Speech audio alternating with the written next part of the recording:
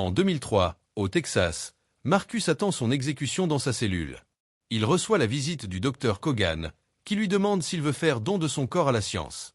Marcus accepte si elle le paie avec un baiser, qui lui vole sans attendre de réponse. Après avoir signé les papiers, il reçoit l'injection mortelle et meurt en regardant Kogan. Au début du XXIe siècle, un programme de défense militaire connu sous le nom de Skynet prend conscience de lui-même et décide que la société est une menace. Il attaque donc l'humanité lors d'un événement connu plus tard sous le nom de Jour du Jugement. Les survivants commencent alors à travailler ensemble pour se battre. Alors Skynet répond en construisant des Terminators, des robots programmés pour traquer les humains. En 2018, de nombreux rebelles pensent que leur clé du salut est un guerrier nommé John, qui s'approche actuellement d'une installation de Skynet avec son équipe. Le système de sécurité ouvre immédiatement le feu sur eux. Alors ils atterrissent les hélicoptères et commencent des manœuvres défensives pendant que John tire sur un Terminator attrapé par un hélicoptère. John et quelques rebelles descendent ensuite dans un trou pour entrer dans l'installation abandonnée, où ils sont bientôt attaqués par un gros robot de sécurité. En tirant tous ensemble, ils le font tomber rapidement et continuent leur route, enfonçant une porte pour accéder à un ancien laboratoire. Ils sont dégoûtés de trouver un tas de corps humains utilisés pour des expériences, dont celui de Marcus. Ceux à l'intérieur des cellules sont toujours capables de bouger, mais ils ne parlent que par grognement. En vérifiant l'ordinateur, ils découvrent qu'il s'agissait d'un nouveau projet visant à créer un nouveau modèle de Terminator et à envoyer toutes les informations aux dirigeants. Ensuite, John retourne à la surface pour vérifier les troupes gardant leurs hélicoptères, mais découvre qu'ils ont tous été tués. Un gros avion Skynet s'envole, alors il se précipite vers un hélicoptère pour le poursuivre. Dès qu'il décolle, l'installation explose et tue tous les autres rebelles, laissant John comme seul survivant de la mission. L'onde de choc fait perdre le contrôle de l'hélicoptère de John et celui-ci s'écrase au sol. John va bien et essaie de prendre un moment pour faire son deuil, mais il finit par être attaqué par le Terminator qui l'a endommagé plus tôt. Après avoir été jeté au sol, John ouvre le feu, mais le robot le jette contre l'hélicoptère tombé. Ses armes fonctionnent toujours, alors John prend rapidement le relais et détruit le Terminator en quelques coups de feu. Bientôt, John est récupéré par un autre groupe de rebelles, et peu de temps après son départ, il est révélé que Marcus s'est réveillé et a survécu à l'explosion. Ignorant qu'il est désormais dans le futur, Marcus prend les vêtements d'un rebelle mort et s'éloigne pour trouver la civilisation. Pendant ce temps, John demande à être emmené au quartier général de la Résistance, et lorsque sa demande est refusée, il saute de l'hélicoptère et nage pour se faufiler à l'intérieur d'un sous-marin. Là, il rencontre les chefs de la Résistance, qui ne croient pas à la prophétie selon laquelle John est leur sauveur. Grâce aux informations envoyées par l'équipe de John depuis l'installation, les dirigeants ont découvert une fréquence cachée qui pourrait potentiellement fermer Skynet pour de bon, alors John se porte volontaire pour la tester sur des machines plus avancées. La Résistance a également intercepté une transmission de Skynet avec une liste de personnes à tuer avertissant que tous les dirigeants seront morts dans 4 jours. John est deuxième sur la liste, et en première place se trouve Kyle, le gars qui voyagera dans le passé pour devenir le père de John. Ensuite, John retourne à sa base et apprend qu'ils ont réussi à récupérer une longue griffe de robot qui refuse d'être maîtrisée. Ils ont déjà brûlé son émetteur pour l'empêcher de contacter Skynet, mais il peut toujours recevoir des signaux. Les rebelles activent le logiciel depuis l'installation et après quelques difficultés, la griffe s'arrête enfin de bouger. L'équipe l'attache immédiatement, mais ils découvrent également que s'il coupe le signal, elle se réveillera à nouveau, il faut donc l'écouter en permanence. Alors que la griffe scannait le visage de John, il annonce qu'il va tester le logiciel sur quelque chose de plus gros. Pendant ce temps, Marcus se ferait un chemin à travers le désert et arrive à Los Angeles, pour découvrir que la ville est en ruine. Alors qu'il marche dans la rue, il aperçoit une silhouette au loin et tente d'entrer en contact, mais il s'agit d'un robot qui ouvre immédiatement le feu sur lui. Soudain, Marcus est poussé sur le côté par un type mystérieux, qui laisse le robot faire exploser quelques objets et attend qu'il soit au bon endroit pour activer son piège et le laisser en plan. Ce type s'avère être Kyle, qui dit à Marcus de le suivre pour survivre. Le duo s'enfuit alors que le robot ouvre à nouveau le feu, se cachant dans un bâtiment abandonné avec une fille nommée Star. Lorsque le robot parvient à se libérer et les poursuit, Star lui lance un autre piège, l'écrasant. Ensuite, Kyle menace Marcus avec une arme, l'accusant d'avoir tué le rebelle à qui il a pris cette veste. Marcus le désarme immédiatement et lui rend l'arme pour prouver qu'il est bon, alors Kyle doit maintenant lui expliquer le jour du jugement. À ce moment-là, un avion de Skynet passe et fait tomber le bâtiment, mais le trio se met en sécurité juste à temps. Voyager de nuit n'est pas recommandé, alors le groupe se repose pour l'instant et Marcus apprend à Kyle comment désarmer un ennemi. Marcus parvient également à réparer une vieille radio qui capte un message de John, dont les émissions quotidiennes sont axées sur l'information des survivants sur la résistance et sur l'enseignement des méthodes d'attaque d'un Terminator. Le lendemain matin, Marcus trouve une vieille voiture et la répare pour qu'il puisse partir.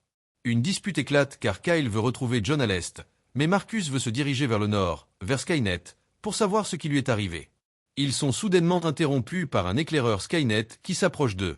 Le trio monte immédiatement dans la voiture et s'éloigne aussi vite que possible, mais l'éclaireur n'ouvre pas le feu, il scrute juste leur visage pendant que Kyle lui donne un coup de pied. Finalement, l'éclaireur s'envole tout seul, alors Marcus lui lance un outil pour le faire s'écraser. Toute cette activité inhabituelle à Los Angeles apparaît sur les radars des rebelles, donc John envoie des gens pour enquêter.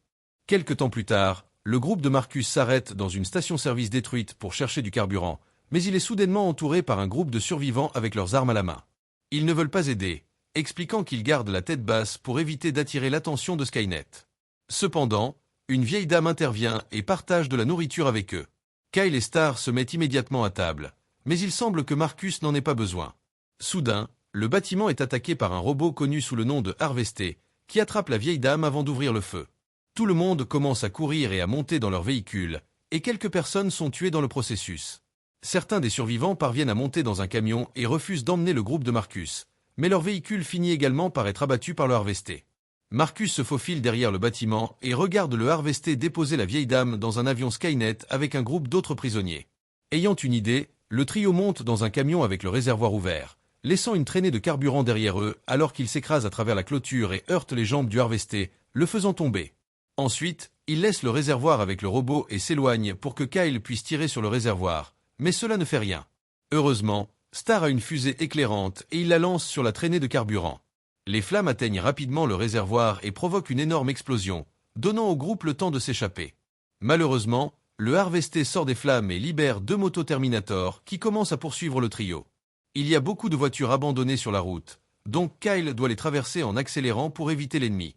Les motos Terminator esquivent facilement tous les morceaux de voitures volants, pendant que Kyle se déplace à l'arrière du camion pour ouvrir le feu.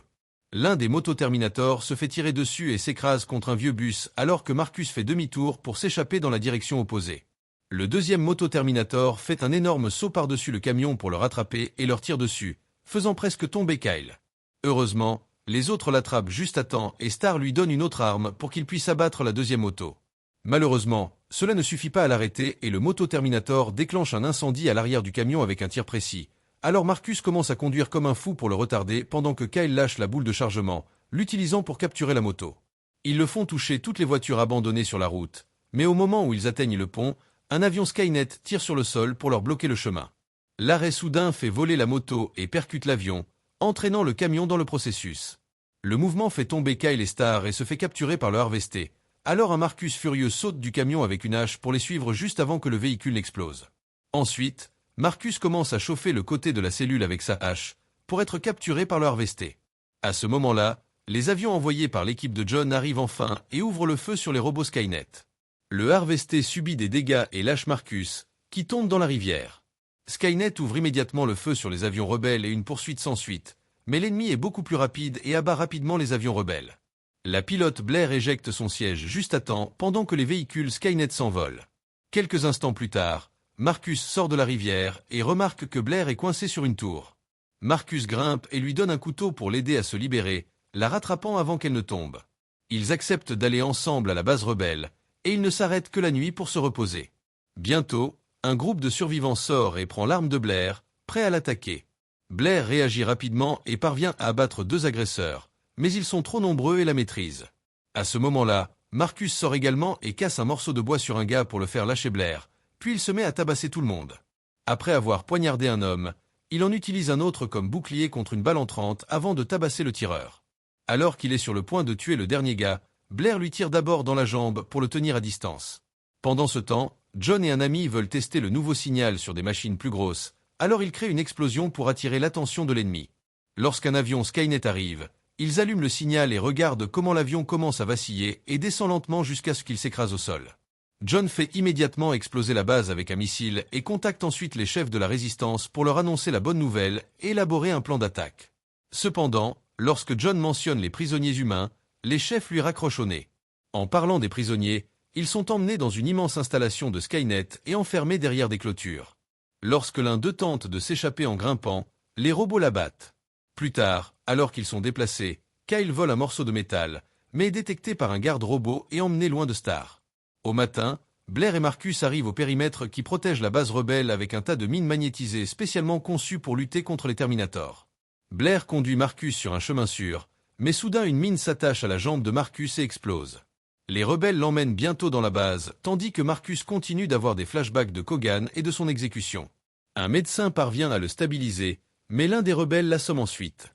Lorsque Marcus se réveille, il est enchaîné tandis que les autres le regardent avec inquiétude. Ils lui disent que son cerveau et son cœur sont les seuls organes qui lui restent et ils veulent savoir qui l'a construit, mais Marcus insiste sur le fait qu'il est humain. À ce moment-là, ils le font baisser les yeux et Marcus est choqué de découvrir qu'il est devenu un Terminator cyborg grâce au don de son corps. John ne lui fait pas confiance, alors Marcus essaie de lui dire que Kyle est vivant et a été capturé pour prouver qu'il est de leur côté, mais John insiste pour le garder enchaîné. Blair essaie de le défendre en disant que Marcus l'a sauvé, mais les autres insistent sur le fait que cela pourrait être un piège. Par la suite, un rebelle tire sur Marcus pour se venger d'avoir perdu son frère à cause des machines. Avant qu'il ne puisse faire de réels dégâts, Blair arrive et tire également sur Marcus pour prouver qu'elle peut le surveiller. Dès que l'autre rebelle part, Blair laisse tomber les chaînes et libère Marcus à l'aide d'une petite torche. Bientôt, une alarme retentit dans la base et les gardes les poursuivent. Alors Blair ouvre un conduit d'aération et s'échappe par le tunnel avec Marcus juste avant que les rebelles n'ouvrent le feu. Marcus couvre le corps de Blair avec le sien et fait fondre son épaule, mais ils survivent et parviennent à sortir. Dehors, Blair active volontairement un tas de mines pour utiliser les explosions comme couverture pendant qu'il s'enfuit. Les gardes arrivent bientôt et ouvrent le feu, ils doivent donc se cacher derrière un mur détruit. Puis Marcus tend sa main comme appât et pendant que les gardes ouvrent le feu sur lui, Blair sort leur lampe. Ils essaient de courir à nouveau, mais les rebelles n'arrêtent pas de leur tirer dessus et Blair tombe, se blessant à la jambe. Marcus se déplace plus lentement maintenant qu'il l'aide, et bientôt ils sont atteints par une explosion.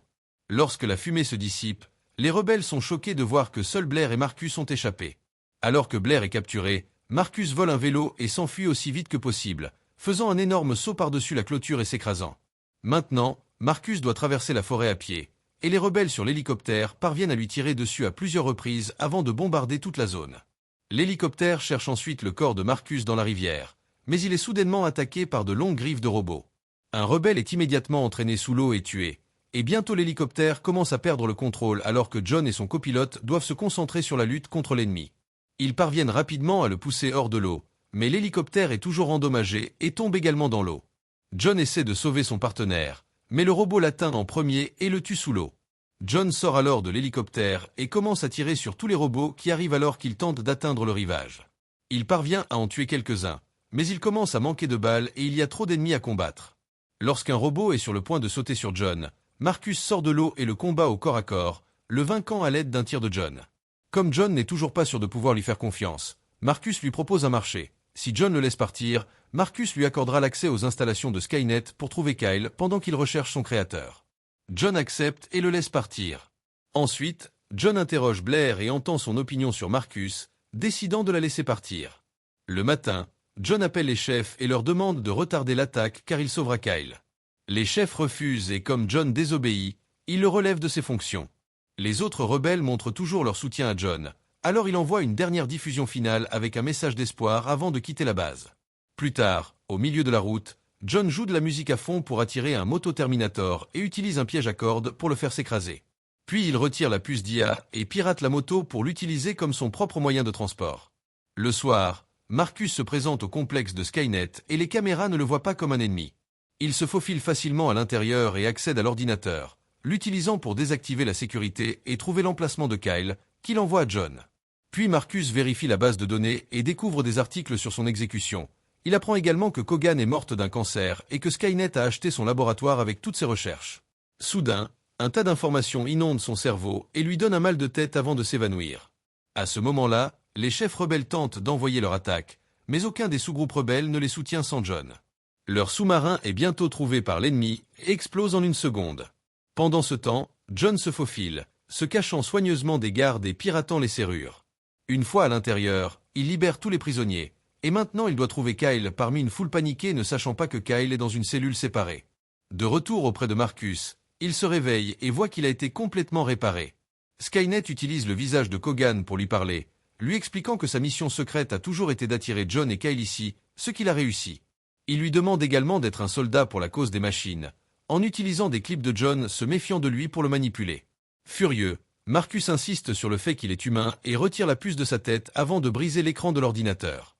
Au même moment, John continue de chercher Kyle mais est trouvé par le robot Terip, qui n'est pas blessé par les balles ou les coups de poing de John et continue de balancer John dans la pièce.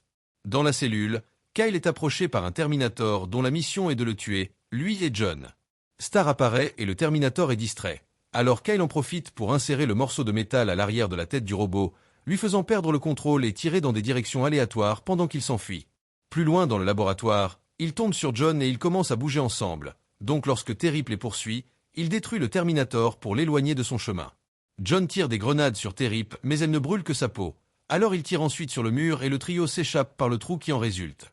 Ils finissent par atterrir dans l'usine Terminator, où ils trouvent les piles à combustible nucléaire qui alimentent les robots. Soudain, Terip les surprend par derrière et les renverse, alors Kyle riposte rapidement. Le trio court vers l'ascenseur, mais John décide de rester pour faire exploser l'usine et envoie les deux autres dehors.